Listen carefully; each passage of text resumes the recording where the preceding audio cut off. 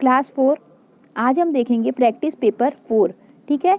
और इस practice paper 4 जो है ये हमारा लेसन 12 to 15 पर बेस है। तो चलिए स्टार्ट करते हैं और देखते हैं। सबसे पहले क्या दिया है, knife is example of. Knife किसका एग्जाम्पल है, नाइफ वेज का एग्जाम्पल है। किस पे टिक कर देंगे, वेज पे। The ability to do work is called, किसी भी काम करने की क्षमता को क्या कहते हैं, एनर्जी कहते हैं।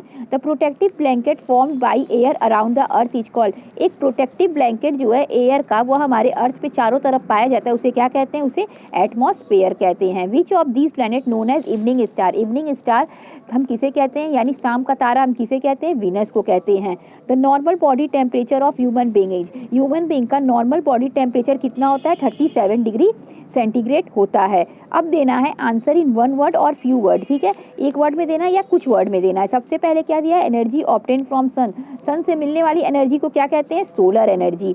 Continuous movement of air from hot to cold region and vice versa, जो एयर का कॉन्टिन्यूअस मूवमेंट होता है हॉट रीजन से कोल्ड रीजन से या कोल्ड रीजन से हॉट रीजन से, उसे क्या कहते हैं, एयर करंट कहते हैं। The main gas present in air, air में जो मेन गैस होती है वो क्या होती है, ऑक्सीजन और नाइट्रोजन होता है।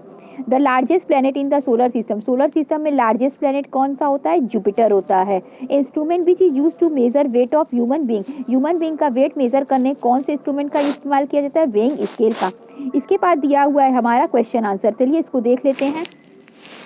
सबसे पहले दिया हुआ है डिफाइन एटॉमिक एनर्जी, हमें एटॉमिक एनर्जी की डेफिनेशन लिखनी है। क्या होता है atomic energy, enormous amount of energy is received up joining और ब्रेकिंग ऑफ एटम्स, जब एटम्स जुड़ते हैं, ठीक है, या फिर टूटते हैं, ठीक है, या फिर ब्रेक करते हैं, तो क्या होती है, बहुत ज़्यादा मात्रा में एनर्जी रिलीज होती है। इसी एनर्जी को कहते हैं एटॉमिक एनर्जी, यानी एटम से मिलने वाली एनर्जी, ठीक है। एटम की वजह से जो एनर्जी रिलीज होती है उसे क्या कहते हैं, एटॉमिक एनर्जी कहते हैं। What is land bridge, land bridge क्या होता है, देखिए। At night the atmosphere is cooler, रात के समय मौसम कैसा होता है, ठंडा होता है। So the land cools faster, तो जमीन क्या हो जाएगी, जल्दी ठंडी हो जाएगी। देन द सी, समुद्र के मुकाबले जमीन जल्दी ठंडी हो जाएगी। Now the hot air rises from the sea, तो जमीन जल्दी ठंडी हो जाएगी, लेकिन वो जो पानी रहेगा समुद्र का वो गर्म रहेगा, तो गर्म रहेगा तो क्या होगा, वहाँ से हल्की हल्की हवा ऊपर उठने लगेगी। जब हल्की हवा ऊपर उठने लगेगी तो जमीन की तरफ से चलने वाली जो हैवी एयर होगी वो आके उस हल्की हवा की जगह लेने लगेगी। लेकिन इस बार कैसे चलने लगेगी हवा, जमीन की तरफ से। ये लैंड हो गया, लैंड से हवा किस में चलने लगेगी, सी के तरफ, ठीक है। तो इसी को हम क्या कहेंगे, लैंड से जो हवा सी के तरफ चलती है उसे हम क्या कहते हैं, लैंड ब्रिज कहते हैं, ठीक है। तो cool air rises from the land, यहाँ पे ठंडी हवा रहेगी, ठीक है। ये यहाँ से उठेगी और किस तरफ आ जाएगी, इस तरफ आ जाएगी, जहाँ से ये सी की हवा ऊपर जा रही होगी, ठीक है। हॉट एयर ऊपर चला जाएगा और उसकी जगह कोल्ड एयर लेने लगेगा, इसे ही क्या कहेंगे, लैंड ब्रिज कहेंगे। इक्वेटर, इक्वेटर क्या होता है, what is an equator, equator is a imaginary line. Equator क्या होता है, ये अर्थ हो गया, तो ये एक इमेजिनरी लाइन होता है, ठीक है, अराउंड द अर्थ, अर्थ के चारों ओर। अर्थ इस तरीके से है ना स्फीयर शेप का, तो इसके चारों ओर एक इमेजिनरी लाइन होती है।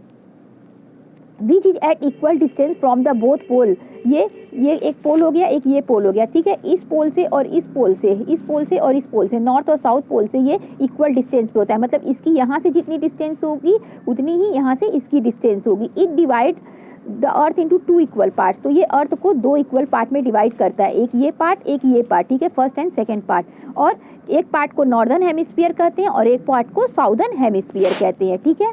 आगे देखिए, why is earth known as blue planet, earth को ब्लू प्लैनेट क्यों कहा जाता है, नीला ग्रह क्यों कहा जाता है। अर्थ को ब्लू प्लैनेट इसलिए कहा जाता है क्योंकि इसका 70% जो है, इसके सतह का 70% जो है वह पानी है। जैसा कि हम जानते हैं कि ये हमारा अर्थ है और ये इस तरह से अगर हम 4 पार्ट में डिवाइड कर दें तो इसका एक पार्ट लैंड है, बाकी ये 2, 3 और 4, ठीक है।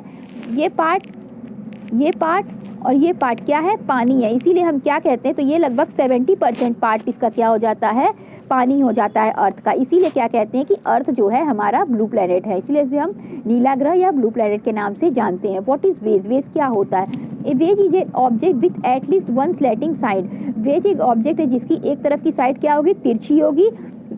विच इंसिस शार्प एजेज, और जिसकी एजेज यानी किनारा कैसा होगा, शार्प होगा, तेज होगा। जैसा कि आप कुल्हाड़ी और चाकू को देख पाते हैं कि उसका एक साइड कैसा होता है, थोड़ा सा तिरछे में होता है, और कैसा होता है, साथ ही साथ वो बहुत ही तेज होता है, ठीक।